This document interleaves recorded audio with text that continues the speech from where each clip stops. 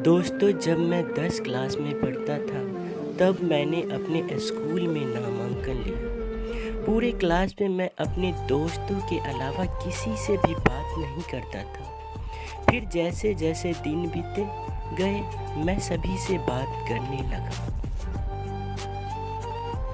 और धीरे धीरे लगभग क्लास के सभी लड़के मेरे से बात करने लगे। ऐसा करते करते लगभग 5 महीने बीत गए। मैंने ध्यान दिया कि क्लास में एक लड़की भी थी। वो न किसी से बात करती थी और न ही किसी की तरफ देखती थी। दोस्तों के साथ पढ़ने में, दोस्तों के साथ घूमने में, दोस्तों के साथ खेलने में मुझे बहुत मज़ा आता था। एक दिन मेरे दोस्त विजय ने मुझे एक शर्त लगाने की बात की। मैंने उससे पूछा कि किस चीज़ का शर्त। तब उसने कहा कि यदि तुम में दम है तो उस लड़की को प्रपोज करके दिखा, और इस काम के लिए तेरे पास मात्र 1 महीने है। मेरे मन में कई तरह के ख्याल आने लगे। मुझे लगा कि वह लड़की क्या सोचेगी, लेकिन दोस्तों ने मेरी हिम्मत बढ़ाते हुए कहा कि ये कर सकता है तुम। इसीलिए मैंने शर्त स्वीकार कर ली। अगले दिन मुझे काफ़ी डर लग रहा था, लेकिन मैंने हिम्मत करके दीक्षा को हाय बोल दिया और उसने मुझे हेलो कहा। फिर मैं उसके जानबूझकर इधर उधर की बातें करने लगा ताकि वह मुझसे बात करे। इस बीच मैंने उसकी कॉपी ले ली ताकि इसी बहाने अगले दिन फिर उससे हम दोनों की बात हो सके। पर बीच में बस इतनी ही बात हुई। अगले 6-7 दिनों तक मैं उसे किसी न किसी बहाने से बात करता रहा और वो मुझसे बात करती चली गई। ऐसा करते करते मैंने उसके बारे में सब कुछ जान लिया।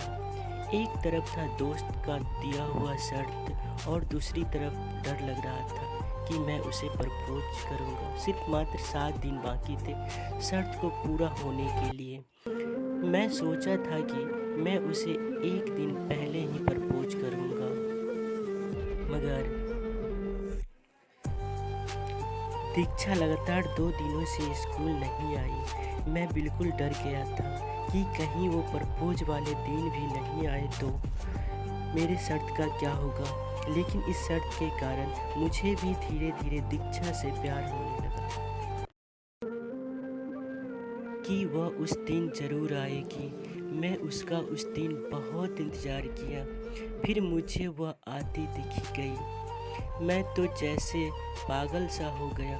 मेरे अंदर मानो ढेर सारी खुशियाँ अपने आप आ गई थी, जैसे मेरे अंदर ढेर सारी हिम्मत आ गई हो।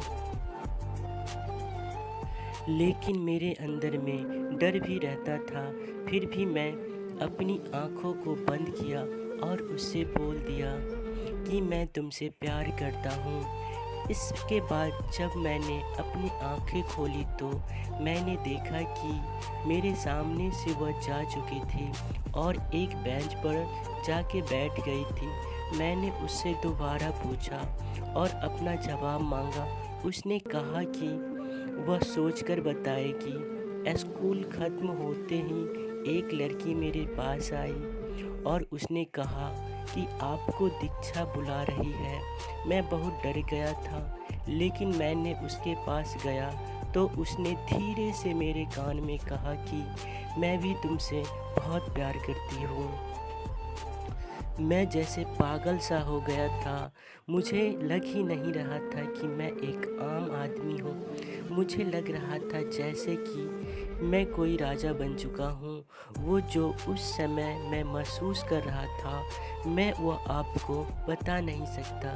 धीरे धीरे हम लोग एक साथ रहने लगे। हम लोग दोनों एक ही साथ रहते थे और एक ही कॉलेज में नामांकन लिया। हम लोग दोनों कॉलेज एक साथ ही जाते थे और एक ही साथ आते थे। मैं हर रोज़ उसके मोहल्ले तक छोड़ने जाता था। बहुत अच्छा लगता था हम लोगों को एक साथ रहने में।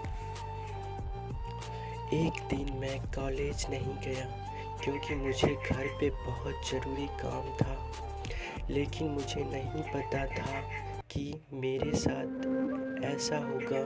मैं उस दिन बर्बाद हो गया। मेरी ज़िंदगी रुक सी गई थी। 10 मिनट पहले मेरी उससे बात हुई थी। उसने कहा था कि कॉलेज की छुट्टी हो गई है। मैं घर पहुंचकर बात करती हूँ। उसका फ़ोन शाम तक नहीं आया। शाम से रात हो गई लेकिन उसका फ़ोन नहीं आया। सुबह भी हो गई लेकिन उसका फ़ोन नहीं आया। मैं अगले दिन कॉलेज पहुंचा लेकिन वहां मुझे कहीं नहीं दिखी। मैं जैसे कॉलेज पहुंचा मेरे दोस्तों ने बताया कि कल दीक्षा का सड़क पार करते समय एक्सीडेंट हो गया। मुझे यकीन नहीं हो रहा था, लेकिन सच्चाई तो यही थी। भगवान हमें दूर कर दिया था। आज भी मैं उसका इंतज़ार करता हूँ। इसके आगे नेक्स्ट पार्ट में। कहानी अच्छी लगे तो एक लाइक ज़रूर कीजिएगा। आपका